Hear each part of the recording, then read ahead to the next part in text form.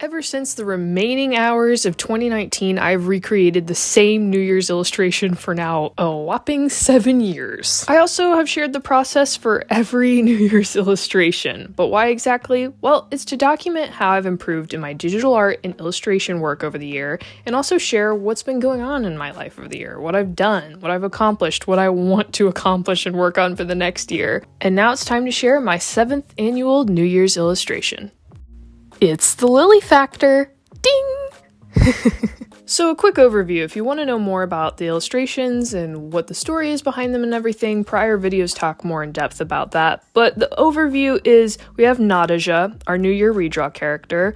I named her that because the name means hope, and that's what I want this character to represent, that in honor of every new year, there's hope for things to change for the better. I also like to put her in an environment every time, and there's a few things that I keep consistent for every environment for every year, is that I'll draw a lamp representing light, guidance, water representing life and a little bit of turmoil. And here more recently, I've drawn theme park elements like a Ferris wheel, a roller coaster, and that's inspired off of something else, which a prior New Year redraw video talked more about. So those are the elements I keep in mind, and then I just do whatever I like for the illustration that year, only keeping things to remain consistent to this character and her story. I always strive to complete these illustrations on New Year's Eve, and the same thing happened with this illustration, just took me a bit to make the video, but every illustration, with the exception of this one, I draw Nadja very giddy and excited about the new year because it represents how I personally feel.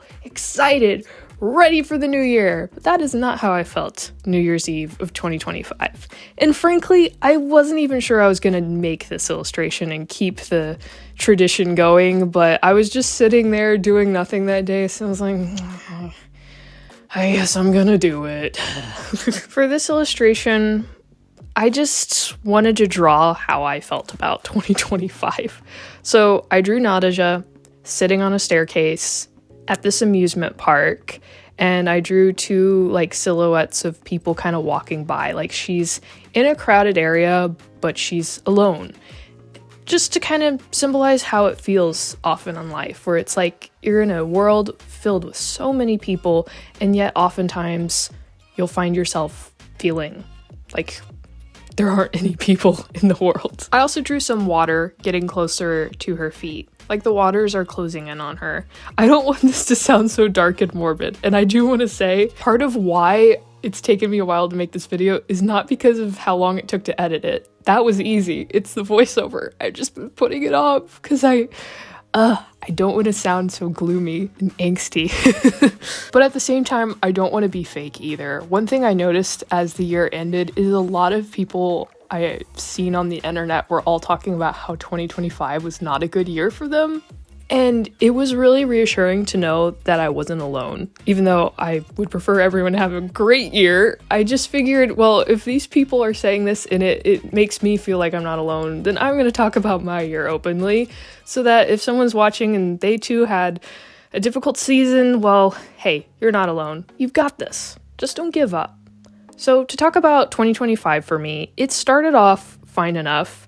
I don't know what was in the water I was drinking in January, but I had this absurd idea to animate for 1 hour every single day for the month of January, and that was for fun animation. So while I was doing animation for fun for an hour every day, but let's be real, it was more than an hour pretty often, I was also doing storyboards and animation work for somebody else. So like I said, I don't know what was in the water I was drinking, but that was amazing. My channel actually grew significantly because of that, just sharing some of the animations I had done. I genuinely didn't expect so many people to actually enjoy what I did, so it meant the world to me. I definitely learned a lot in the process, and I feel like I got better at drawing more rapidly and working around things and even approaching more visual storytelling, making some animations that had stories to them.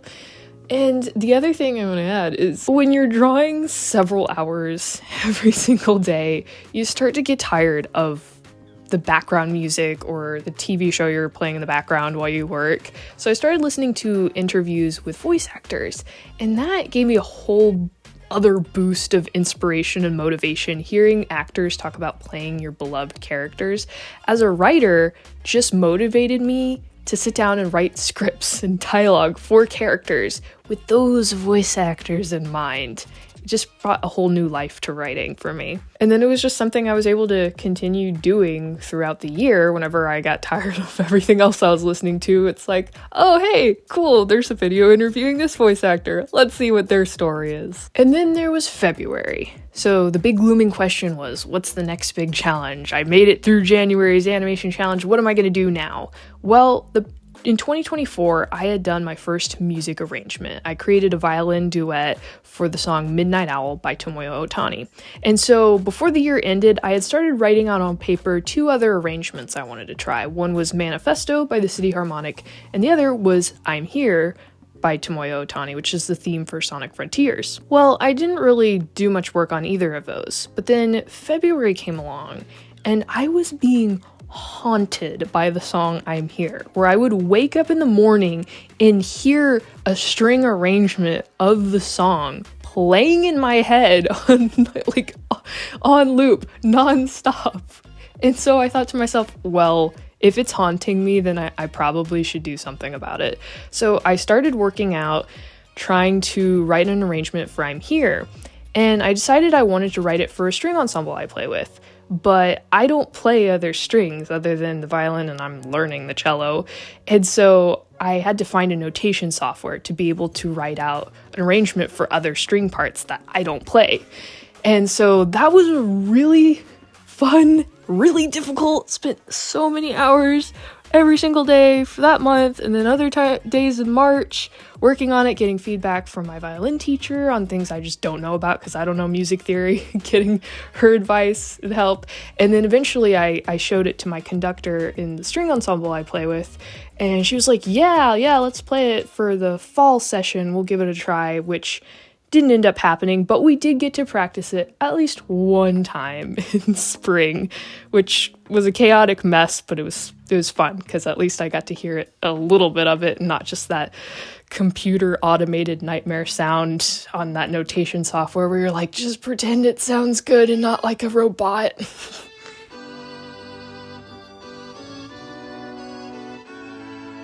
I tell you though, not knowing how to use notation software, I had so many nightmarish changes, like having to change the key or the tempo, only to end up changing it right back to where I started. Yeah. And then there was the whole key changing issue because the key the song is in is not easy to play on strings, and so my conductor was like, could you change the key? But then changing the key means I'd have to change one of the key changes within the song to another key, which would also be a difficult key to play. So yeah, I learned a lot. It was fun though. It was fun. Surprise, I'm Here ended up being my top song on Spotify for the year 2025. Shocker. So then February and March, I was hired to do an explainer video animation, and that was the first time I'd done that before, so that was interesting. But then March came along, and while it started off okay in the beginning, I just fell into depression. There's no other way to put it. And it's weird because nothing in my life had changed. So it wasn't like, something really, really bad happened in March and then I got really, really sad and depressed. It just showed up, and yeah, it wasn't fun. It isn't fun. But something I've already grown to learn at the beginning of this year, 2026, is I spent so much time last year just pleading and praying to God to take the depression away from me. I just wanted to be freed, be myself again. Just haven't felt like myself in a really long time.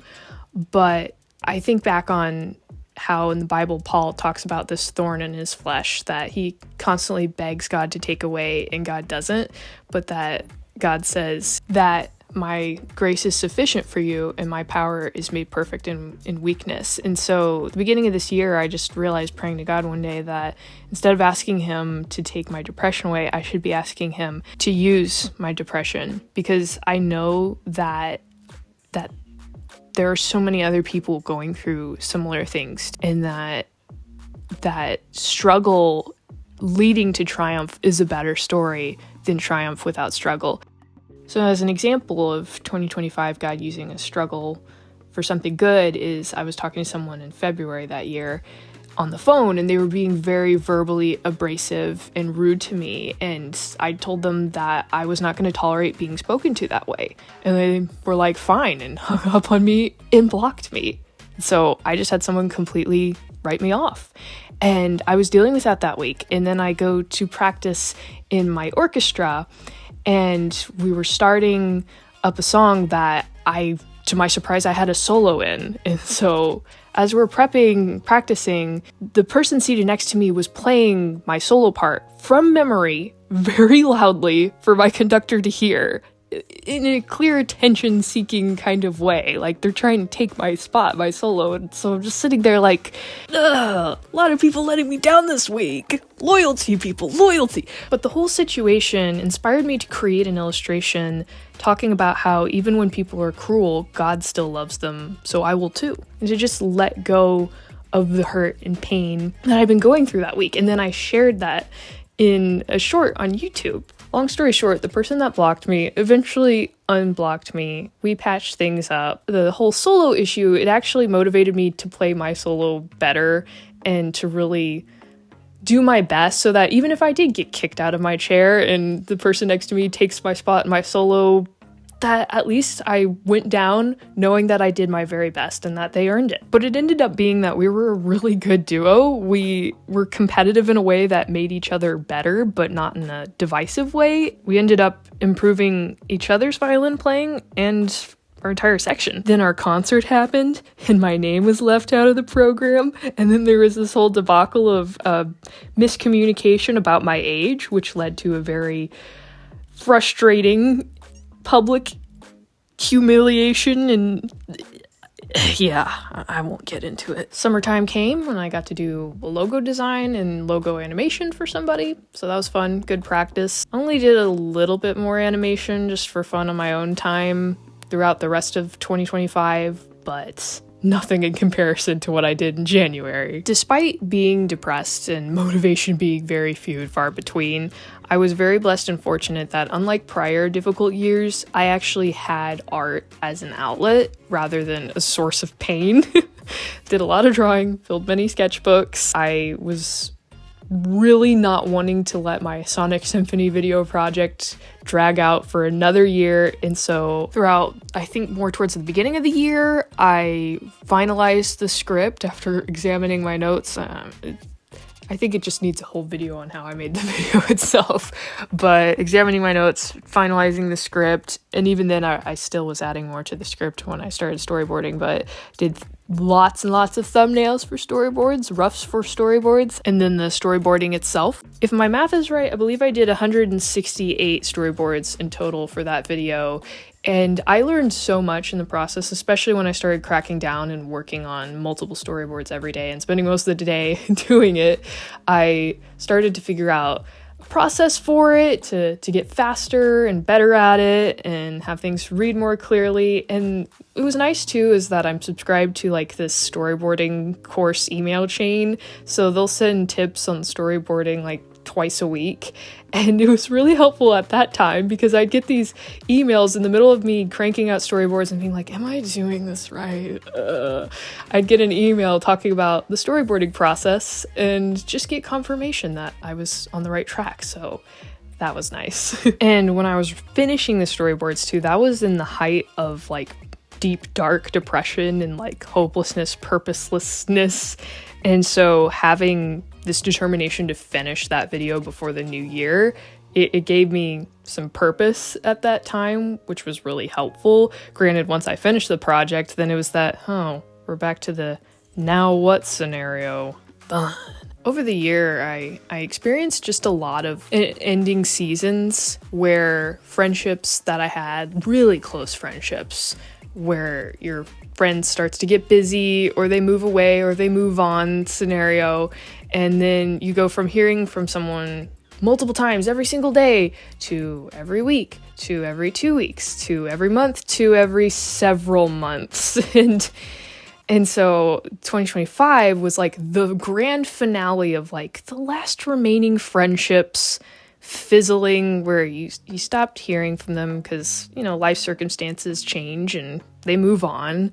And so I definitely started to experience more loneliness than ever before. And the other adding difficult factor is that I was also experiencing whenever people actually did reach out to me and engage with me, it was because they needed something from me. And so it didn't make me feel any better with depression. But on one positive side in terms of community is I did discover a really good community here on YouTube. There was just a sudden influx in 2025 of Christian content creators, specifically in the art and writing community. A few animators here and there, which was really interesting because while I don't strive to always look for people who have the same beliefs as me or opinions, because I like hearing differing ideas, differing opinions, just to see how other people think. It's nice to not have predictability, but it was interesting though, because in the art industry, you just don't meet, as a Christian person, you don't meet a lot of Christian artists. It's just not a common occurrence. And so to find so many Christian YouTube artists and writers was really interesting and really encouraging. And it was just a very nice, tight-knit community where everyone was supporting each other throughout all of the various projects and things they were creating. I even got to do a collaboration with one of the artists, check out Kitty Lawn Art. But so that was really fun, and engaging with her introduced me to this digital art program called Magma, where you can draw digitally but on open canvases with other artists from all over the world that you don't know personally, you just meet them when you're drawing with them. And so during the height of my depression, like I said, I had art as an outlet rather than a source of pain, and that was so fun to wake up in the morning and be like, hey, I can get on Magma and I can draw with other artists. And so that gave me a semblance of community that I really missed, because one of my main artist friends had been going through severe art block and just didn't want to draw, didn't want to create. And so that outlet that I had was gone. But then I was finally able to find an outlet where I could draw with other artists. So that was a saving grace. Despite a lot of things coming to a close, seasons ending for me in 2025, and the depression and the isolation, it did give me time to hone in on my skills, to spend more time focused on things and grow and improve in a lot of areas, and introduce myself to so many other creative things and outlets. So many cool cartoons out there, and video game franchises and artists. I got so much great new inspiration and creative outlets. So just keep in mind that when you are going through a difficult season, God is going to use it for good, and you really aren't alone. Even when it feels that you hardly have anyone in your life looking out for you, God's there and He's looking out for you. You're not alone. So thank you for watching. May God bless you in your life and your art, and Happy New Year.